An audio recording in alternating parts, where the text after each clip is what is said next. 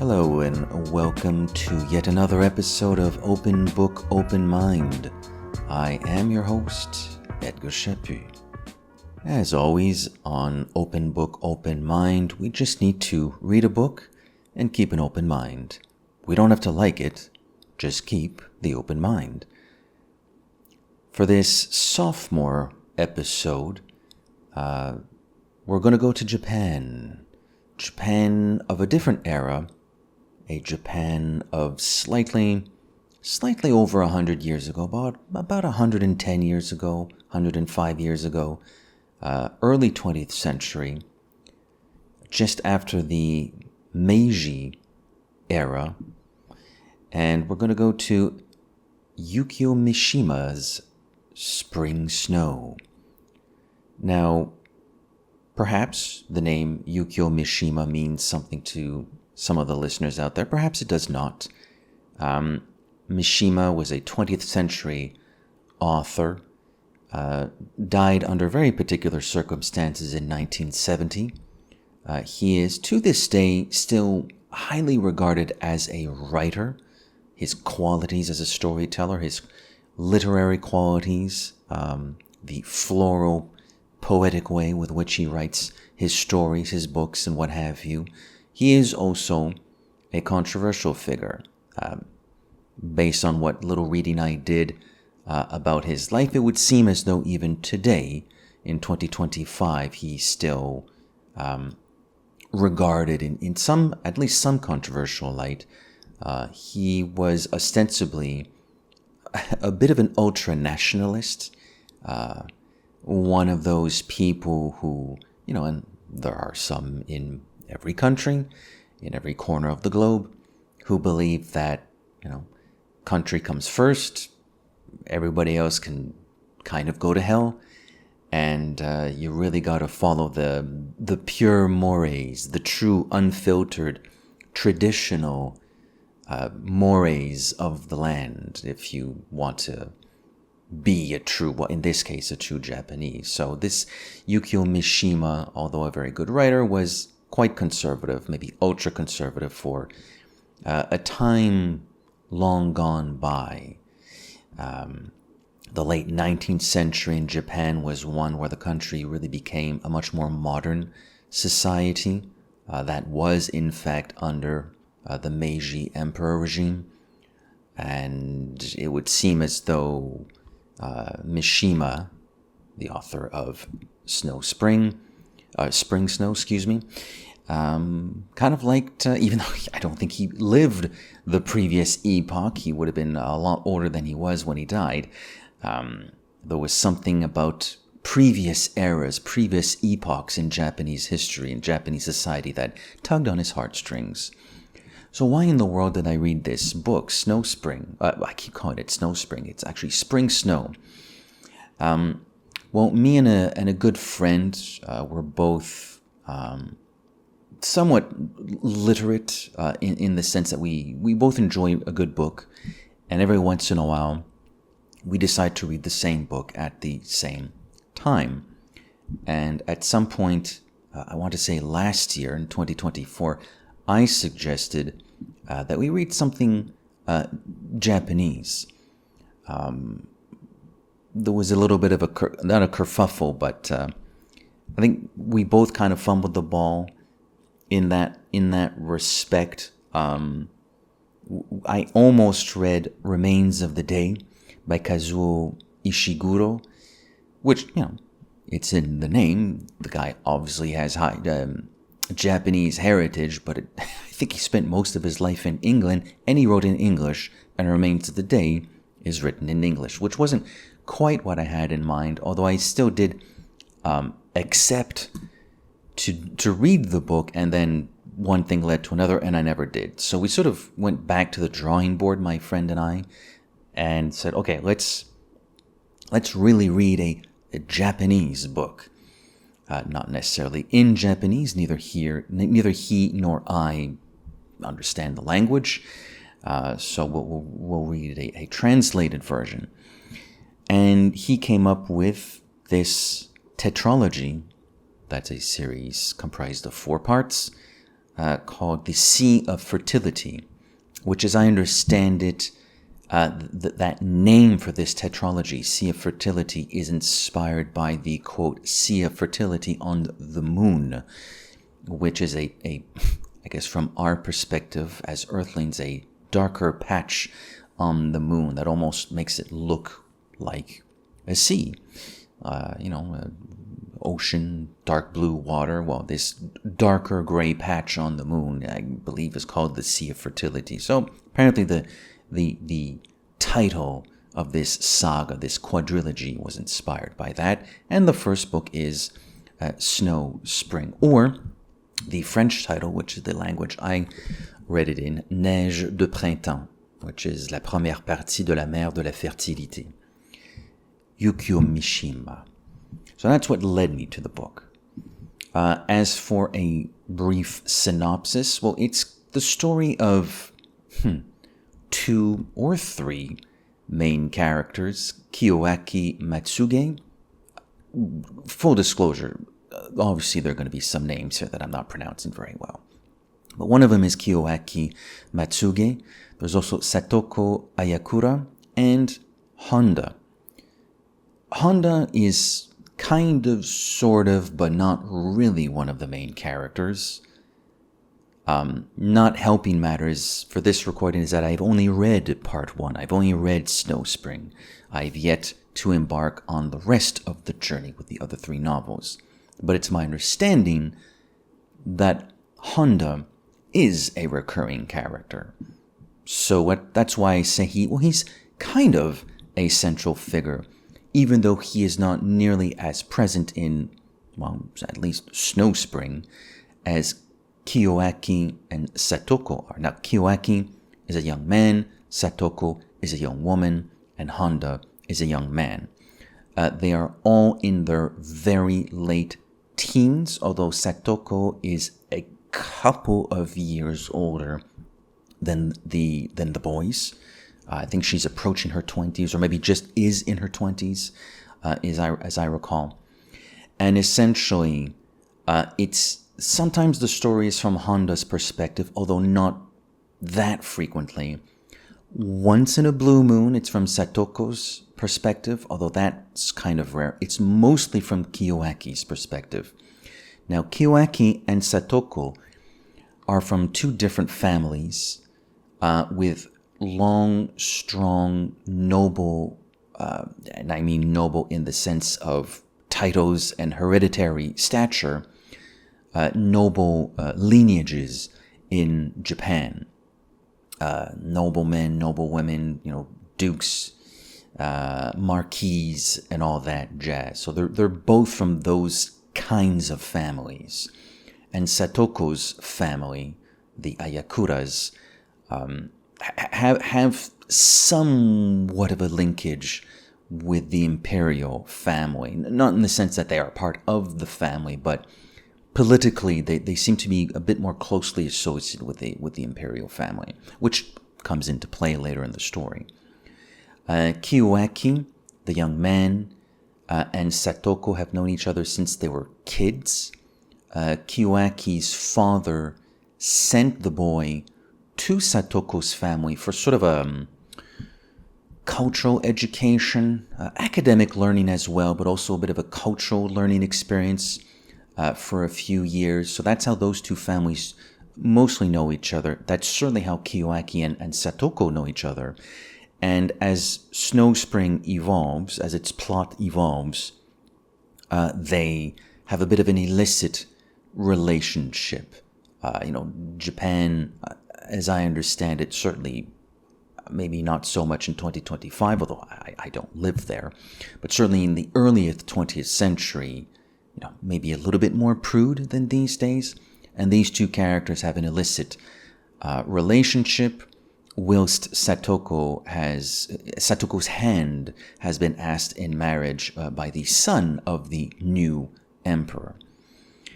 And Kiyoaki is a bit of a complicated character. He seems to make life difficult on himself, difficult for those around him, and to varying degrees difficult on Satoko. That's the general plot of spring snow. What is good about the book? What are the pros? It's extraordinarily well written, which is impressive for a few reasons. Well, sort of my pre-book research enlightened me to the fact that Mishima, despite his maybe controversial political background, is still highly regarded as an author to this day. Secondly, as I alluded to earlier, I do not speak the Japanese language. I unfortunately cannot read it, so I read a translation. Not only that, I read the French translation. Now, why would that be a big deal? Under most circumstances, it wouldn't be. However, in this case, there is a preface to the edition I read by the translator himself. And the translator opens the preface, not very long, it's only about 5 or 6 pages, and he opens this preface by quite clearly stating that the author, Yukio Mishima, wanted... The only direct translation he permitted was the English one. All others would be based on the English translation. So I read a translation of a translation, which is kind of what the French language translator gets into in his preface. A gentleman by the name of Tanguy Kinnick-Du. Kinnick-Du or Kinish-Du? I'm not quite certain. I think it's Kinnick-Du. And so it's a bit of a funny preface because he's saying, well, look, it's not really my fault. I was literally not allowed to translate the original Japanese version, so I could only translate the English language version. And yet, despite that, despite me reading the translation of a translation, I could still feel the effect of Mishima's very floral, poetic, emotionally charged, attentive to detail prose.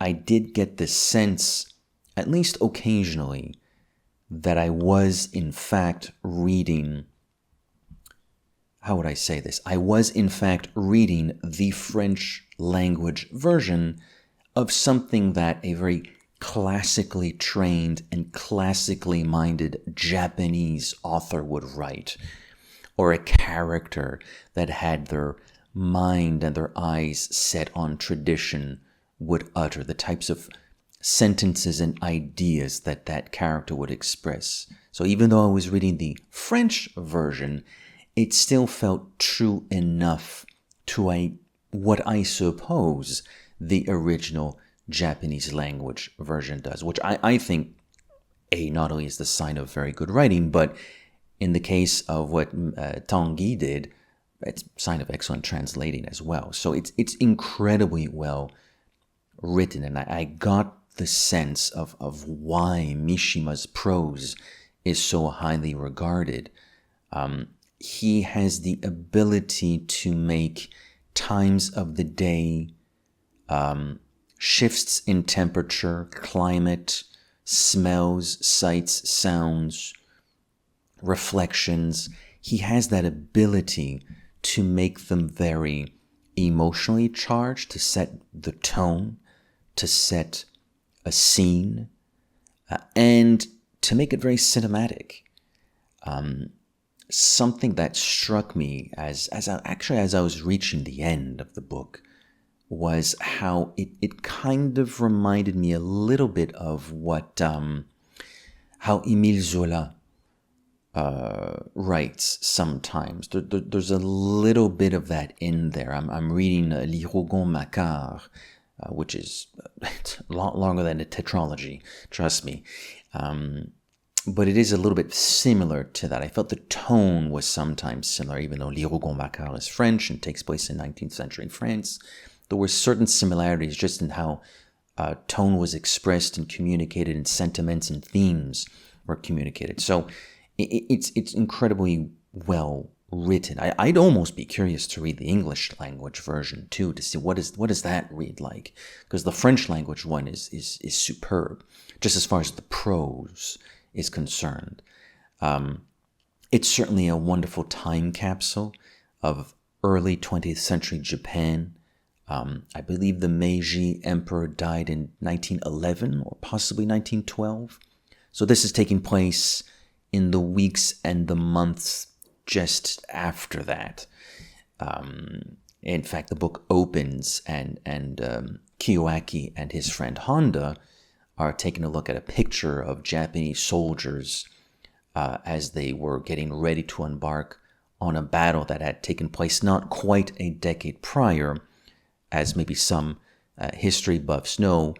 Shortly after 1900, Japan and Russia were engaged in a battle, I believe predominantly a naval battle, which Japan actually won and acquired greater control of certain regions, neighboring regions in Asia.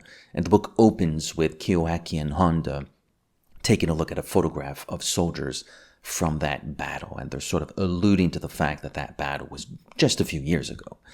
So it's an interesting time capsule. There's this shifting regime. We're leaving one epoch under a certain emperor, an emperor that pushed Japan to modernize itself, and we're entering this different era under a new emperor, but it's fresh, it's brand new. So the country itself is kind of in a transitionary state. It is kind of modern because Kiyoaki's parents, in particular his father, is very fond of European culture, European education, European architecture, and art.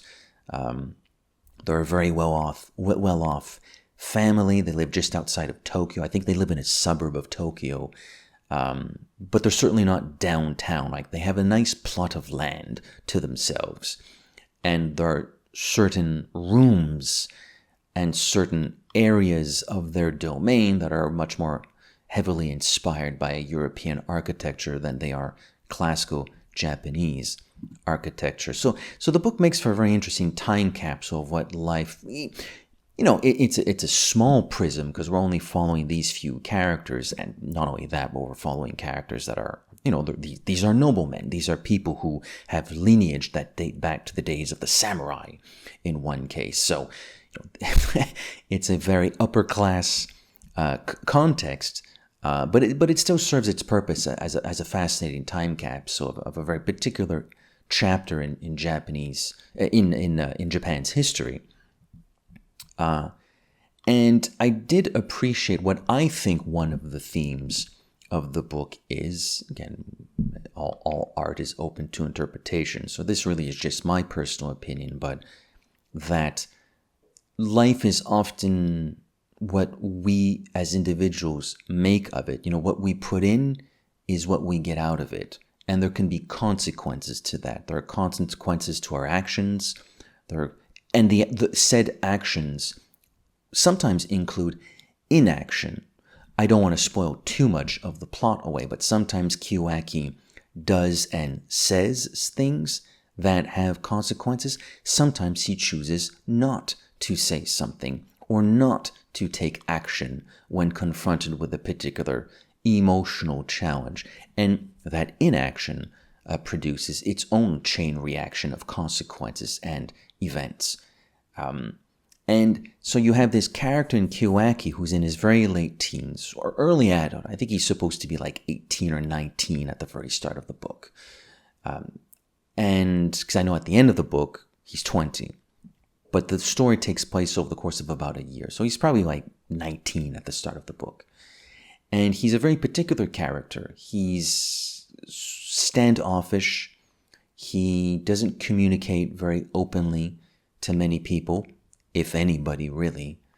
There's a part of him that seems to enjoy to make life difficult on himself, which in turn sometimes makes life difficult on others, like Honda, who is trying to be a good friend. But even Honda, the few times when we see the story from his perspective, even Honda, in his sort of inner bubble, not his inner bubble, but his inner thoughts, I'm thinking of comic books, admits that, well, I'd like to ask this extra question to know how Kiyoaki is doing, but I'd better not. I shouldn't, because I know his reaction is going to be very standoffish, and he's suddenly going to be a lot colder towards me than he already is. He opens up a little bit to me, but he can also be quite cold towards me. And if I push the emotionality of what I'm thinking a little bit too far, well, I know he's just going to shut me off.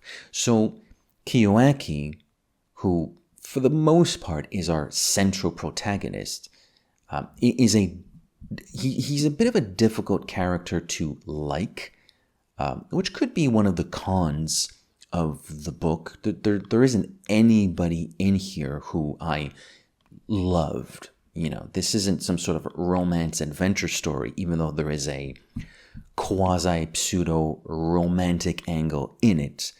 There are no lovable characters here.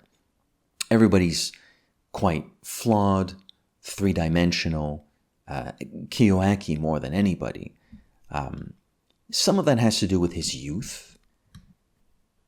I was 18, 19, 20 years old at one point, a few moons ago. And, that is a particular stage in our life where we are shifting from teenagehood into adulthood, which denotes growing maturity, better maturity, better reasoning. But we're nowhere near being full-fledged adults yet at that age. We're not even close, even though there are those little hints of a growing sense of maturity. So I think some of this is on Kiyoaki. He's not helping himself when he chooses to be closed off and to be standoffish. But there is another part of him that wants to be, that kind of wants to be romantic and wants to open up. And that's why the Kiyoaki Satoko romance angle gets increasingly complicated, especially after Satoko's hand is asked in marriage by the son of the new emperor. We don't get to know Satoko all that much. She's quite a quiet character. She's more open than Kiyoaki, but she's open in a puzzling way. Puzzling in the sense that things are happening in her life that are big deals, and she's not expressing them explicitly to Kiyoaki, but she'll ask him a question. Oh, what would you say if I did this? But she's not putting the question into context. She's just pitching the question to Kiyoaki. And Kiyoaki is the type of personality that likes to control everything. He's a bit of a control freak in the sense that he wants to control his emotions and he wants to be able to control other people's emotions. Not necessarily maliciously. Kiyoaki's not an evil character. He's just kind of a control freak.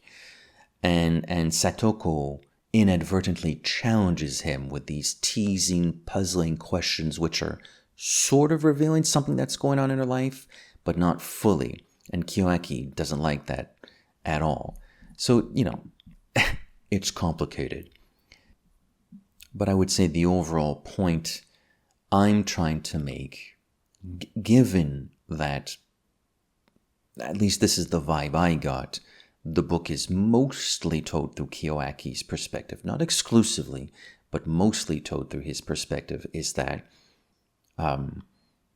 we can try to control things as much as we want. We can try to control our own emotions as much as we want, including in instances when we need to be more heartfelt and we deliberately, consciously choose to do the opposite. There are always consequences to that. And sometimes those consequences are not felt immediately. Sometimes they're only felt a few hours, a few days, a few weeks down the road, a few months down the road, years down the road. But there are always consequences, great or small. And so that was one of my main takeaways. And it was interesting in this instance because here we have a character who at least from a interpersonal perspective, just seems to constantly make life difficult for himself and for others. So I thought that was that was interesting. In addition to the book being a very, very well written and a great time capsule of a particular part of Japanese history. So there you have it. Those were by and large my thoughts on Spring Snow.